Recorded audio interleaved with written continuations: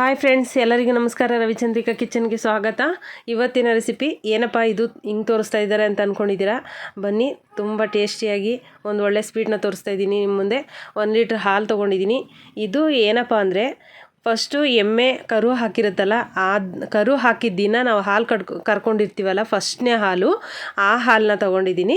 ಹಾಲು ಕೊಟ್ಟಿದ್ರು ನಮ್ಮ ಅಕ್ಕ, ಅದಕ್ಕೆ ಬೆಲ್ಲನ ತುರಿದಿಟ್ಕೊಂಡಿದ್ದೀನಿ. ಫಸ್ಟು ಏಲಕ್ಕಿ ಪುಡಿ ತೊಗೊಂಡಿದ್ದೀನಿ.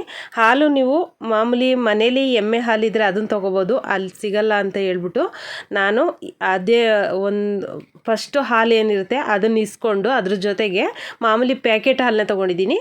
ನೀವು ಅದೊಂದು ಸ್ವಲ್ಪ ಇದ್ದರೆ ಸಾಕು, 1-2 ಸ್ಪೂನ್ ಇದ್ದರೆ ಸಾಕು ಎಮ್ಮೆ ಹಾಲು ಫಸ್ಟ್ದು. ಇವಾಗ ಈ ಹಾಲನ್ನ ಆ ಹಾಲು ಜೊತೆಗೆ ಸ್ವಲ್ಪ ಹಾಲು ಜೊತೆಗೆ ಈ ಹಾಲನ್ನ ಮಿಕ್ಸ್ ಮಾಡಿಕೊಂಡು ಮಾಡೋಣ ಅಂತ ಅಂದ್ಬಿಟ್ಟು ಮಾಡ್ತಾಯಿದ್ದೀನಿ. ನೋಡಿ, ಇದು 1-2-3 ಸ್ಪೂನ್ ಅಷ್ಟೇ ಹಾಕ್ಕೊಂಡಿದ್ದೀನಿ ನಾನು. ಬೆಲ್ಲ, ಹಾಲು, ಏಲಕ್ಕಿ ಪುಡಿ ಎಲ್ಲವನ್ನು ಹಾಕಿ ಮಿಕ್ಸ್ ಮಾಡಬೇಕು. ಬೆಲ್ಲ ಯಾವುದೇ ಕಾರಣಕ್ಕೂ ಗಂಟಾಗಿರಬಾರ್ದು, ಉಂಡುಂಡೆ ಆಗಿರಬಾರ್ದು, ತುರಿದಿಟ್ಕೋಬೇಕು, ನೀಟಾಗಿ ತುರಿದಿಟ್ಕೋಬೇಕು. ಇಲ್ಲ ಸಕ್ಕರೆಲ್ಲಾದರೂ ಮಾಡ್ಬೋದು. ಸಕ್ಕರೆದಕ್ಕಿಂತ ಬೆಲ್ಲ ತುಂಬ ರುಚಿ, ತುಂಬ ಟೇಸ್ಟಿಯಾಗಿ ಇರುತ್ತೆ.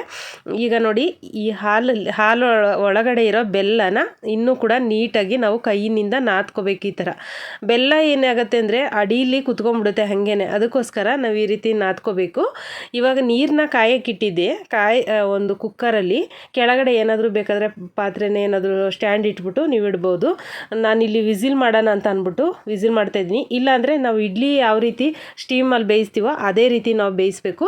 ಇವಾಗ ನೋಡಿ, ಒಂದು 30 ನಿಮಿಷ ನಾನು ಬೇಯಕ್ಕಿಟ್ಟಿದ್ದೆ. ತೋರಿಸ್ತಾ ಇದ್ದೀನಿ ನಿಮಗೆ ಯಾವ ರೀತಿ ಬರೋದು. ತುಂಬ ಗಟ್ಟಿಯಾಗಿ ನೋಡಿ ಯಾವ ರೀತಿ ಕಾಣಿಸ್ತಾ ಇದೆ, ಕೇಸರಿ ಬಾತ್ ಬಂದಂಗೆ ಬರುತ್ತೆ, ಅಷ್ಟು ಚೆನ್ನಾಗಿರುತ್ತೆ. ಹಳ್ಳಿಯಾಗಿ ಇನ್ನೂ ಚೆನ್ನಾಗಿ ಬರುತ್ತೆ. ನಾವು ಫ್ರೆಶ್ ಹಾಲಲ್ಲಿ ಮಾಡಿಬಿಟ್ರೆ, ಮನೇಲಿ ಯಾವಾಗ ಕರ್ದಿರೋ ಹಾಲು ಎಮ್ಮೆ ಹಾಲು ಇಟ್ಬಿಟ್ಟು ಮಾಡಿಬಿಟ್ರೆ ಸಖತ್ತಾಗಿರುತ್ತೆ, ಫ್ರೆಶ್ ಆಗಿರುತ್ತೆ. ನೋಡಿ, ನೋಡೋಕ್ಕೆ ಅಷ್ಟು ಚೆನ್ನಾಗಿದೆ, ತಿನ್ನೋಕೆ ಮಾತ್ರ ಸೂಪರಾಗಿರುತ್ತೆ. ಖಂಡಿತವಾಗ್ಲೂ ಯಾರೆಲ್ಲ ಮಾಡಿಲ್ಲ ಇದನ್ನು ಖಂಡಿತವಾಗ್ಲೂ ಟ್ರೈ ಮಾಡಿ. ತಿಂದಿರೋರಿಗೆ ಗೊತ್ತಾಗುತ್ತೆ ಇದ್ರ ಟೇಸ್ಟ್ ಏನು ಅಂತ, ತಿಂದಿರೋರಿಗೆ ಗೊತ್ತಾಗಲ್ಲ. ಖಂಡಿತ ಟ್ರೈ ಮಾಡಿ, ಚೆನ್ನಾಗಾಗುತ್ತೆ. Thank you.